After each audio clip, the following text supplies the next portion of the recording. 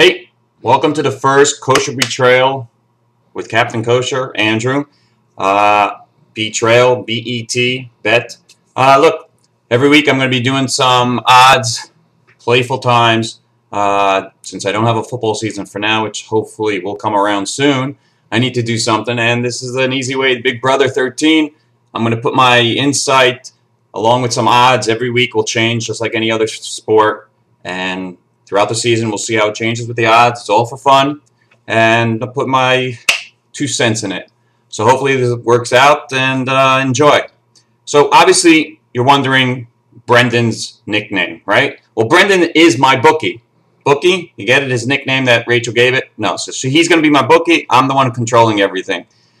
Just at a first, who's going to win it?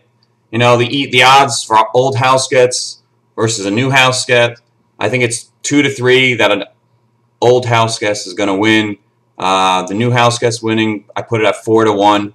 I just think by the jury time, there's going to be at least 4, even 6, possibly of the old house guests. You never know. So if there's at least 4 old house guests in the jury, I think the number's going to go, because even the new house guests like the old house guests, and they're going to, whoever's left of the 2, they're going to vote for the old house guests. So I just think for sure, definitely in the final 2, there's going to be an old versus maybe a new, or even an old versus an old. So the odds are there for definitely an old house guest winning. Now, question is, who's going to win it, right?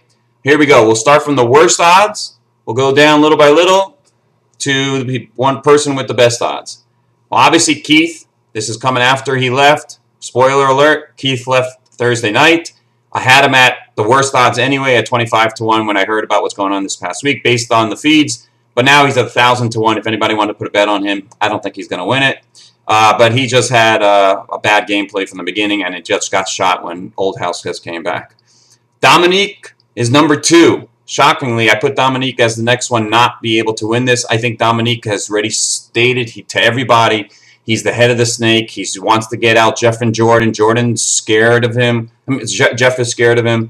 So I think whenever Dominique and Adam get up, I think Adam is controlled by Brenchel, and Adam will do whatever Danny also says, because Adam loves Evil Dick, and Evil Dick told him that Adam's on his side. So I feel Dominic will be the one out, so he's at 20 to 1 odds. The next one will be Portia. 17 to 1 odds, I put Portia out. Why? Even though I know that she's safe for the next 2-3 weeks, I think winning this game, Portia at 17 to 1, because it's a first. Both sides want Portia out once it comes down to singles. We got Casey, who can't stand, everybody knows that, and then all the people from the brigade want her out. So therefore, you got everybody who wants Portia out once it's all singles, and they don't have no problem taking her out. And I don't know what game she has other than staying low, which is probably what I did also, so maybe it could work. But she was a little abrasive, and she can get it when she's playing the game. So 17 to 1. The next one, odds-wise, is Casey. She's at 15 to 1 odds, Casey, to win the game.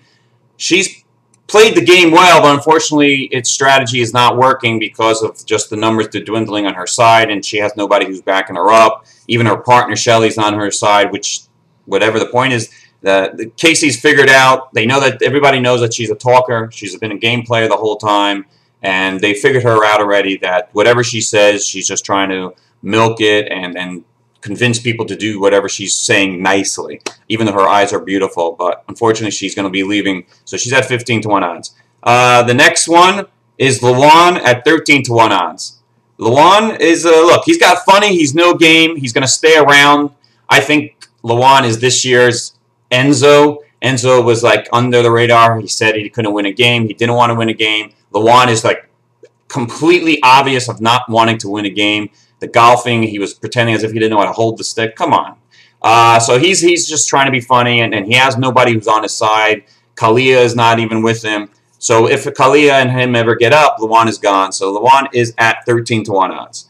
The next one, odds to win the game, is Kalia. Kalia is playing the game. She did work it out. But people are more afraid of her being such a good person, a Kathy, I'm doing nothing, I'll vote for you. So basically, when they get an individual, she'll be like, put her up, and she may end up leaving whatever just accidentally. But Kalia, look, she's not really. She's just going with the good side now and staying as long as she can, even though she may get sick of the house eventually. So she's at 12-1. She may even pull out one time if she gets in her fight in a fight. I'm putting the next one. Here comes the first one of the old house guest. Who do I put of the old house guest? The first one to be out, Brendan. I put Brendan at 10-1. I think that obviously if any of the new house guests win HOH, they're going to put up a pair, and Brendan and Rachel will be the first pair they put up. And Brendan will want to protect his woman, and Brendan will go out before Rachel, whether or not they can vote it or whether or not he'll veto her, put a veto on her. The point is that Brendan will be the first one out of that pair who's going to be the first one up probably. So he's at 10-1 odds. The next one is Adam. I think Adam will last longer than Brendan at 9-1 odds of winning the game. Look, he knows the game. He knows how to play it. He's just not playing. He's just saying he's happy to be there, so they'll take him along. He'll be their vote. He'll be whoever votes. He keeps tailing him along. But he just doesn't have people behind him yet, and we'll see how long that lasts for.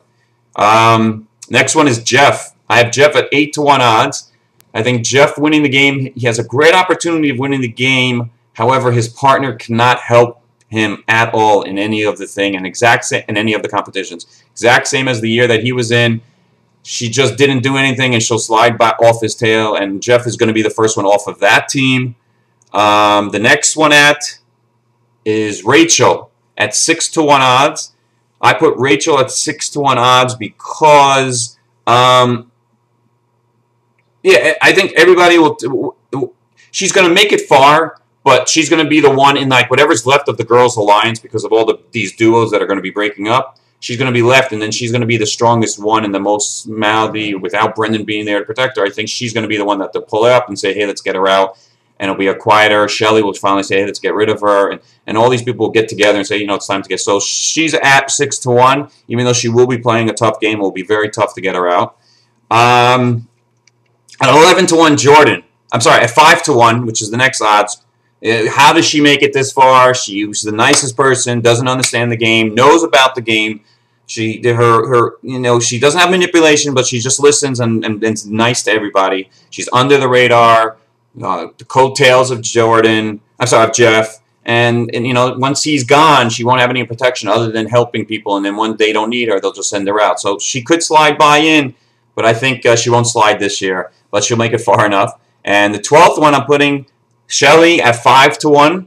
I think she's doing what she's got to do. Everyone likes her. They trust her. Obviously, all she keeps saying, I'm in here. I trust me. I don't want to insult anybody. I got a family. So she's the trustworthy person this year, and everybody's teaming up with her, and nobody realizes she is playing the game. So she has a great chance of making it to the end. I think when the Girl Alliance is there, I think she's going to be the last, there in the Girl Alliance, directing it and being nice to everybody and everybody trusting her.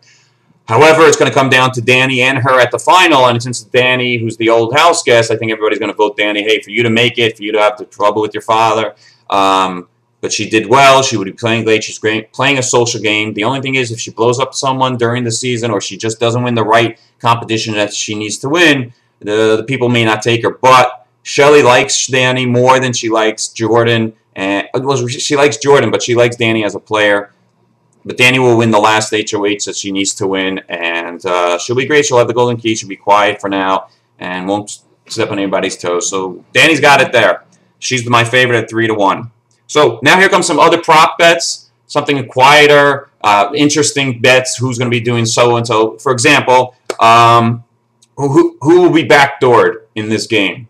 The odds of which person do you think is going to be backdoored? I don't know who's doing it, but backdooring means during a veto, someone uses the veto and they put someone else up in an individual time, meaning later on. So the odds I have is Lawan being at the worst 7-1. I think he's going to be backdoored.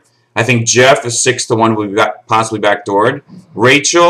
Dominique, then Rachel, then Cassie. I think Cassie is the favorite this season to be the one backdoored. Nobody wants to tell her that they're going to do it because if she's up on the block, she'll protect herself. So I think she may be backdoored. That's the favorite. And if it's not her, then Rachel during that time will also be backdoored because they don't want to deal with these two strong personalities through that time frame that that you're on the block. He's going to be bothering the person who put her on the block. So I think that will be the way to backdoor is Casey, then Rachel, and then obviously Dominique and Jeff and LaJuan. Nobody wants to up front tell Jeff, hey, you're on the block, so they may backdoor him also. The next prop bets I have is who's going to be in the first strong yelling fight of the summer. I don't mean, oh, you upset me, oh, you shouldn't have said this. That's not, I'm talking a real fight like the Reagan and Rachel last year or the Kristen and Rachel last year where they get up in each other's face and saying some bad jokes and people regret after the season type of fights. So I've got some interesting fights that scenarios, pairs, and I'm curious to see who thinks which is the win. So text me back or whatever, email back and all that stuff. So first I got Rachel at Cassie. I think they're going to have a beauty brawl eventually. Sooner or later, someone's putting one up the other, or someone's going to... I know they had it in their face already, but someone's going to blow up, and Rachel Cassie is a very likelihood of happening. That's called the beauty brawl later on in the season when it does happen. The next one is Portia and Cassie. Obviously, you know, who's been watching the feeds and watching the show, Cassie and her do not get along. So that's a very possibility of also being the first one. It finally just boils over, and these two women just say, hey, I hate you, and let's get it over with before even they leave the door. Or maybe on the way out, she may say it. Next one I have a problem possibly is Kalia and LaJuan. Look, they're like, it's going to be known as the chocolate, what do I put it as? The chocolate floater fight. You know, they're in it together, but they're not really together, obviously. Kalia is voting her way. LaJuan is saying he did vote, but he obviously didn't. He's upset about it. Sooner or later, it's going to come out. Everyone's going to fight, and I think LaJuan and Kalia are going to blow up at each other, and it's going to happen. Next one I have, possibility, Adam and anyone. This guy is a good guy. He's showing he's quiet. He's showing he's a teddy bear. He's showing he only eats bacon. Sooner or later, something's going to upset him. It looks like that he's just going to totally lose it with someone, and I don't know who, but the house will finally get too heavy for this metalhead, and he's just going to lose it with someone. Whether it's the time frame or the game, but he will lose it. I don't know who it's going to be with. Brendan and Porsche is my next fight. I think Brendan and Porsche will finally have a fight later on. Why? I just think she hangs too much with Rachel, and he's been telling Rachel all the time, stop hanging out with Porsche. You're making her drink a lot too much. So I think Brendan and Porsche may just have eventually when they drink too much and she gets drunk and something goes wrong, it could possibly be a reason for a fight. And the last fight I possibly have is Jeff versus Dominique. Why? Dominique always says he's going after Jeff, and somehow may get out. One's immature, one's mature. It just looks like it could be a good quarrel later on in the season. So we've got 6 people. I'm curious to see who thinks it's better ones of the real fight, talking, arguing loud in front of everybody. Rachel, Cassie, Portia, Cassie, LaJuan, Kalia, Adam, and anyone, Brendan and Porsche, or Jeff and Dominique. Well, I appreciate that. This has been the first installment of Kosher Bet-rayal with Andrew. And again, after every Thursday, I should give it to RTVZone, and they're going to show it up Friday. And enjoy it. Give me comments anytime.